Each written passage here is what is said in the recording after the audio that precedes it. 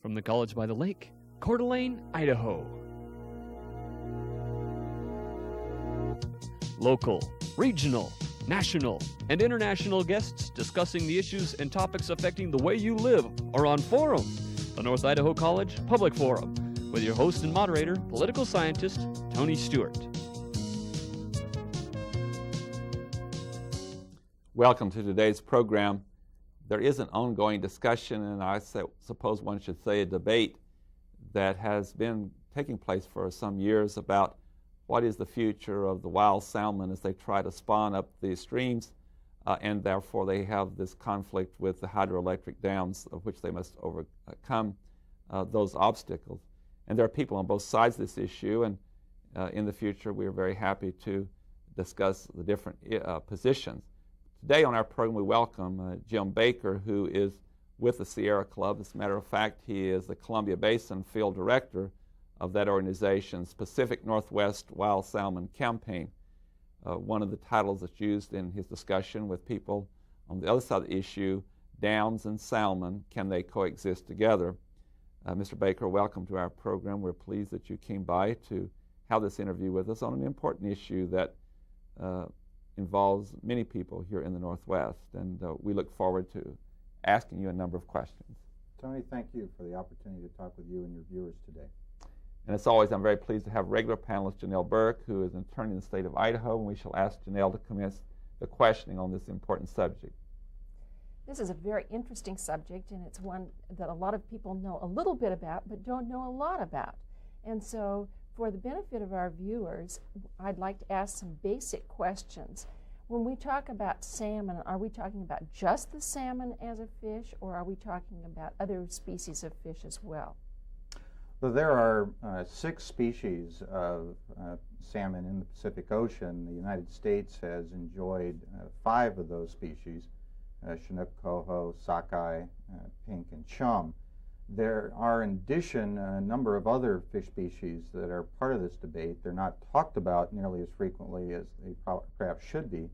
There are a number of ocean migrating trout, most famously the steelhead, which are now threatened in the Columbia Basin.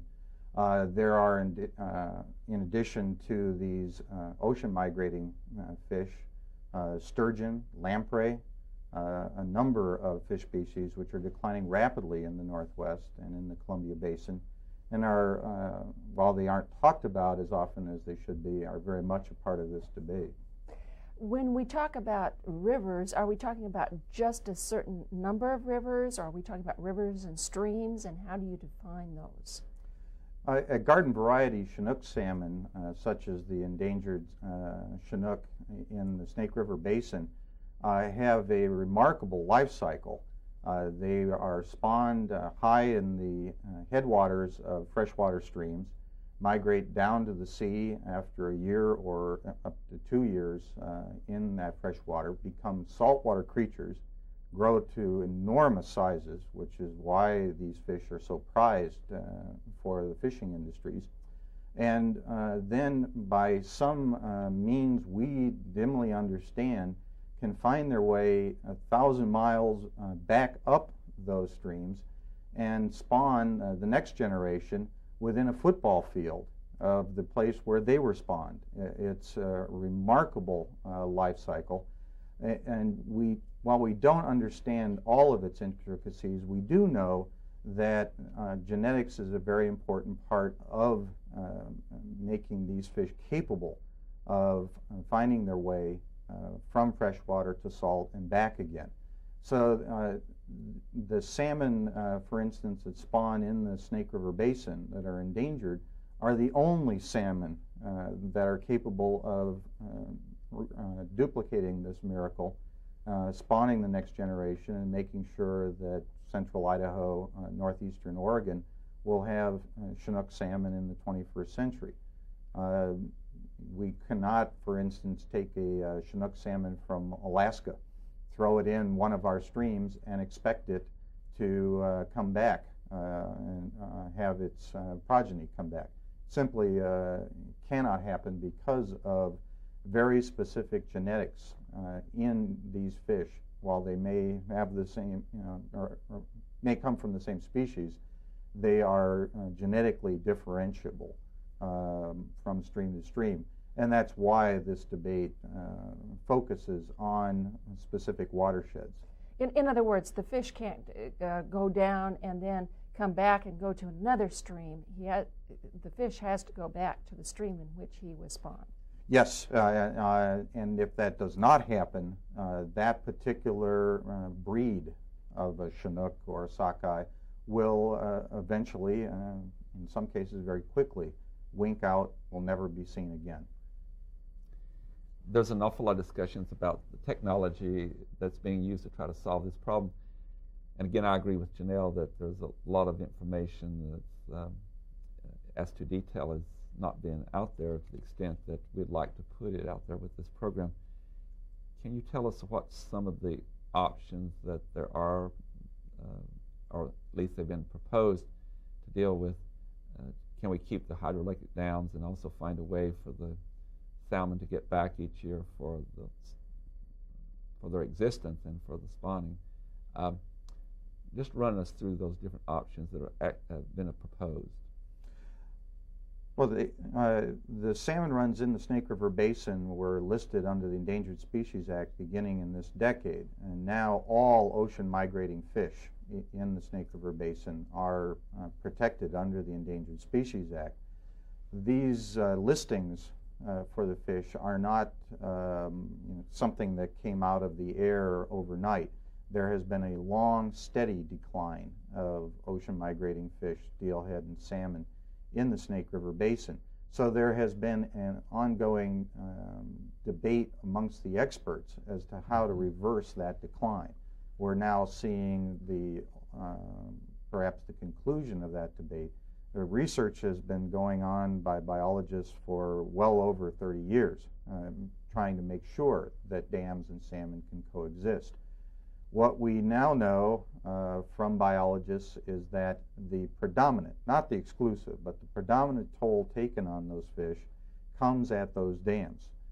4 federal dams on the lower Snake River, 4 federal dams on the lower Columbia River. Those dams were built by the U.S. Army Corps of Engineers with fish ladders so that adult fish could migrate up to spawning grounds and spawn the next generation. But there was no equivalent accommodation built into the dams and the reservoirs for the young fingerling salmon migrating down to the sea. So can I interrupt to say that under that plan and that technology, that they are successful in getting upstream, but the young ones are where you're losing most of the fish? Right. The scientists estimate that about 80% of the human, at least 80% of the human-inflicted mortalities on these fish come at the dams.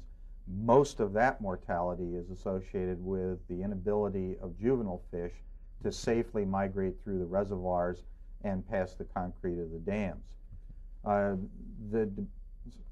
Realizing that this is our central problem, obviously 80% of the solution has to be devoted to 80% of the problem. Scientists have been looking at ways to try to reduce that mortality and overcome it. For the last 25 years, the federal government has conducted a program of trapping these juvenile fish as they migrate past the dams and putting them in tanker trucks and barges and transporting them past the dams for release in the lower river where they can then safely go out to sea. That program, when it was created back in the mid-70s, appeared to offer a great deal of hope and effectiveness. Unfortunately, what we are now finding, the scientists are now finding, is that the fish barging program has its own problems that inflict mortality upon the fish. Among the various problems, the fish that migrates down to the sea as a youngster in a barge appears to be relatively incapable of finding its way back to those spawning grounds as an adult. There are also mortalities and injury associated with trapping the fish and getting them into the barge and the trucks in the first place. Disease is transmitted while the fish are densely packed within the holes of these barges. Nonetheless, this program of barging the young fish has been the central program conducted by the federal agencies over the last 25 years. So there has been inertia with that program. That there has also now been scientific peer review of the program, and that scientific peer review is telling us that the barging program simply cannot support a recovery of the fish. In fact, if we rely upon fish barging to recover the fish, they will go extinct.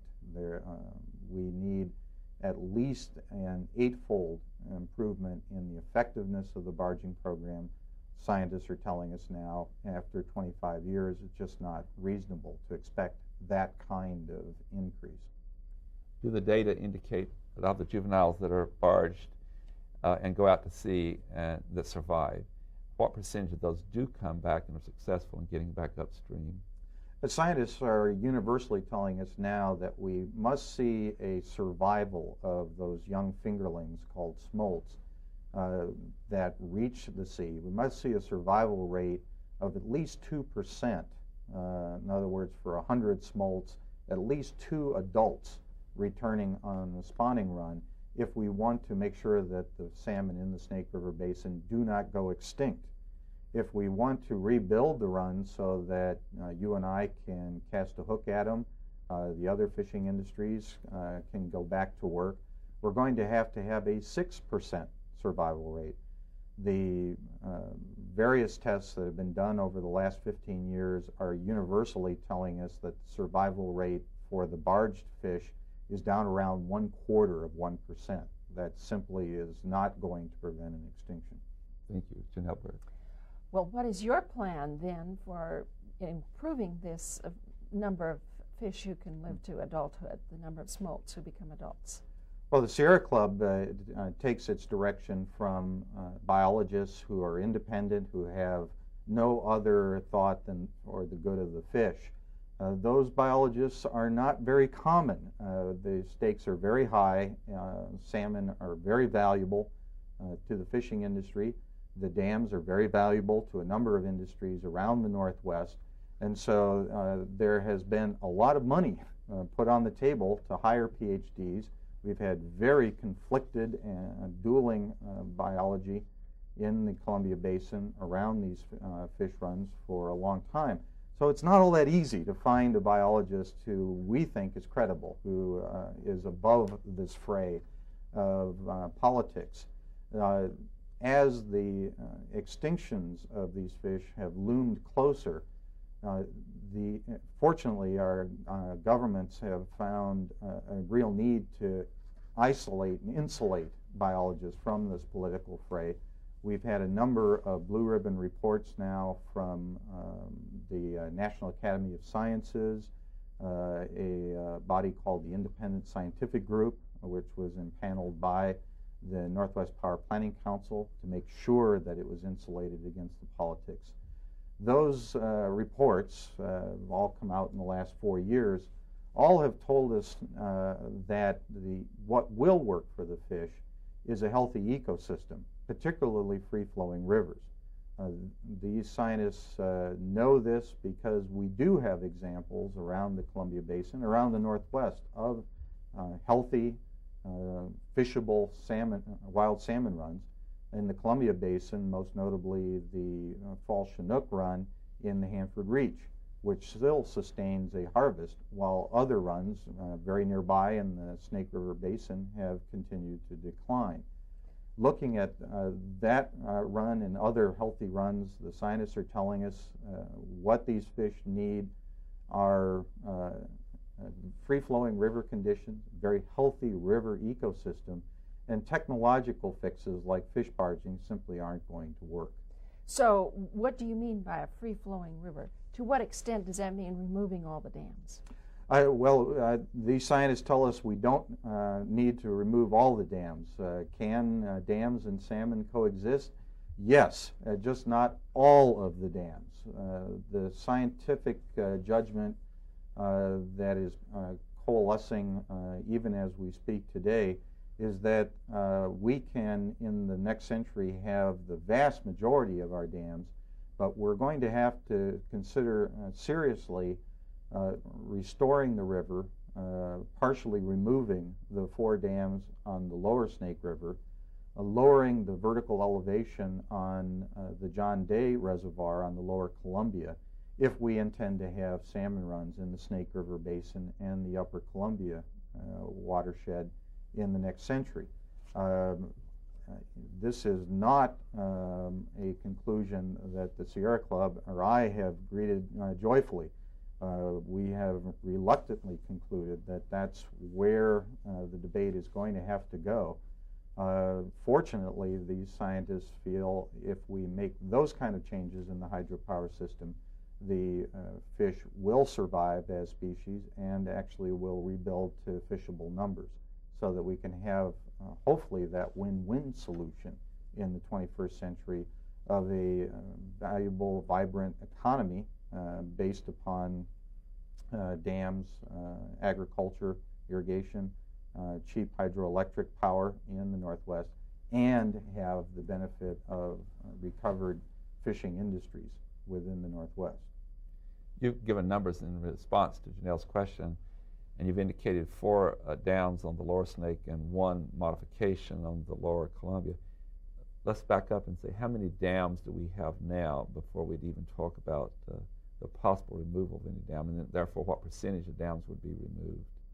In the Pacific Northwest, with our mountain ranges and falling water in so many rivers, this region enjoys the largest installation of hydroelectric power in the United States and the world. There are literally hundreds of dams generating electricity even now, keeping the lights on in the studio and in homes around the Northwest. In the Columbia Basin, the federal government alone has 29 dams. And there are, again, scores of dams owned and operated by non-federal entities, public utilities, private utilities like Washington Water Power based in Spokane. So if the biologists are right and we can restore these salmon runs by simply partially removing 4 of those dams, reducing the vertical elevation on one of those reservoirs, we're looking at a prospect that shouldn't be all that scary. We're talking about in the 21st century having fewer, but the vast majority of dams standing and operating just as they are right now, but we'll have the benefit of recovered salmon runs for our economy. So in the grand total of, or grand scheme of the Northwest, and also even on the Snake and the Columbia, you're not talking about the removal of a large number of dams. And when you made the comment that of the 4 dams on the lower Snake that have been identified, I heard in your last answer not actually elimination of those dams, but modification. What do you mean by that? No, we're not talking about mass extinctions of dams. What we're trying to prevent are mass extinctions of fish. The 4 dams on the lower Columbia were built by the U.S. Army Corps of Engineers in a rather cookie-cutter fashion. The Corps at each of those sites picked a shore. It varied which shore, but they picked a shore, built 3 structures made of concrete, a powerhouse, a spillway, and a navigation lock, so that Lewiston, Idaho could become a seaport, and then completed the dam by rolling earth and rock from the other shore to the concrete. What we are proposing, what scientists are proposing, is to remove that earthen portion of each of those 4 dams so that the river can flow free, where now the salmon are faced with stagnant slack water in those reservoirs. So by doing that, there would still be a portion of the dam left, and it still could generate power? Unfortunately, without the reservoir building pressure on the turbine blades within the powerhouses, no, the powerhouses would shut down. Without the vertical elevation of those reservoirs, the navigation locks also shut down, and so the barges that currently ply the lower Snake River would be unable to get to Lewiston, Idaho. Okay. One other question before we go to Janelle. You've indicated, too, in one of your answers that certainly there's an important economic contribution made by both of these interests. Could you give us some statistics about what the fishing industry brings to the economy, and both not only the fishing industry but tourism and all that, and then secondly take the other side and talk about the effect that the dams have on agriculture and irrigation and trade and shipping and so forth? Until the decline of salmon in the Northwest, precipitous decline in the 1990s, fishing industry was part of the original creators of a Northwest economy. At the turn of the century, if you had gone to Portland on down to the Pacific Ocean, you would have found one long cannery row generating an economy which we still have benefits from. The Northwest economists tell us the economy was built on three things: fishing, timber, and agriculture. And we're now rapidly losing two of those three. That should give us a lot of concern. A study done in 1990, again before the decline of the fishing industries in the Northwest, indicated that salmon fishing supported 60,000 jobs directly. And that's not the indirect benefits of an extra tank of gas bought by fishermen going to their favorite fishing place, and contributed in cash $1 billion to the Northwest economy. That's a sustainable opportunity that I think we should give some serious thought to trying to bring back.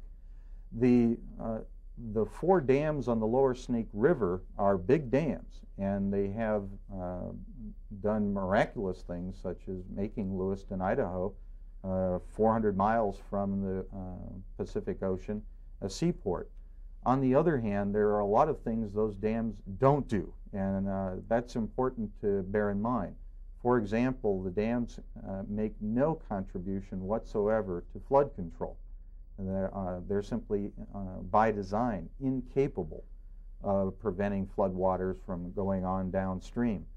When you look dispassionately at these four dams, you find that they really offer simply two economic benefits. One is the navigation of barges up to Lewiston, Idaho. It's an important contributor to the economy where I live. I come from Pullman, Washington. I live 5 miles from one of those dams, Lower Granite Dam. I know that the barge traffic makes an important contribution to the local economy. The other main contribution economically of the dams are those powerhouses. What we need to consider, I submit, and consider very seriously, is whether we can find a win-win solution here where we can continue those economic benefits coming from the dams and find a way to restore salmon. The biologists are telling us that we need to go back to our ingenuity as a species of finding multiple ways to run our economies, because these fish need this one river and they need it restored to them in a free-flowing condition. I think we can do that. There are a lot of details to that need to be worked out, and I'm sure you'll have questions about them. But what I'm seeking is that win-win solution where we replace the economic benefit coming from the dams and thereby recover the salmon and the fishing industries which depend upon them. Thank you. Janelle Berg. You are one of the people who is intimately involved in the debate. But who makes the ultimate decision? Who is the decision-making body? And is there one single decision-making body, or who are the people who are going to eventually make those decisions? Well, ultimately, under our constitutional government, the Congress of the United States, by an act of the Congress, authorized the building and operation of these dams. Ultimately, the Congress of the United States, by an act of Congress, will decide whether we partially remove them or keep them in place and send the salmon into extinction. There are, of course, around that decision, literally hundreds of government agencies which are active in trying to get the best possible information available to the Congress. The executive branch of the federal government has not less than 5 departments involved in salmon recovery in the Columbia Basin. In addition, each of the states, Washington, Oregon, and Idaho, have fish and game departments. They are all active in this debate. In addition, the United States signed in 1855 treaties with the 13 sovereign American Indian tribes in the Columbia Basin. Those treaties guaranteed to the tribes in perpetuity the right to fish for salmon. As a result, all 13 tribes have a stake as governments and will have a say in the ultimate outcome of what happens. Being futuristic just for a minute, and we have very little time left, almost less than a minute, I think. Can we build dams that are better than the dams we've built in the past? We can build them, or but alternatively, is there an alternative? We can build them, but what I would like to see the Northwest concentrate on, rather than building more dams, we're running out of rivers that actually can generate electricity if a dam were built. I would prefer to see us concentrate on ways of supplying electricity that don't have that kind of impact on the environment. First and foremost, in this region, by law, energy conservation, simple efficiencies of putting more insulation in homes, getting motors in factories that produce the same amount of work with less electricity, offers a 21st century where we in the Northwest can enjoy the benefits of cheap electricity supply with megawatts and have healthy salmon runs. On that note, I have to bring the program to a conclusion. Mr. Jim Baker, on behalf of Janelle Burke and our staff, we thank you for coming and talking about a very important issue that has to do with the future of salmon and dams and can they coexist together. We appreciate your time. Ladies and gentlemen, I know you've found this program to be most informative, and I would like to invite you to be with us again next week when we'll turn to yet another issue on the North Idaho College Public Forum. Until then, please have a good week. I am Tony Stewart.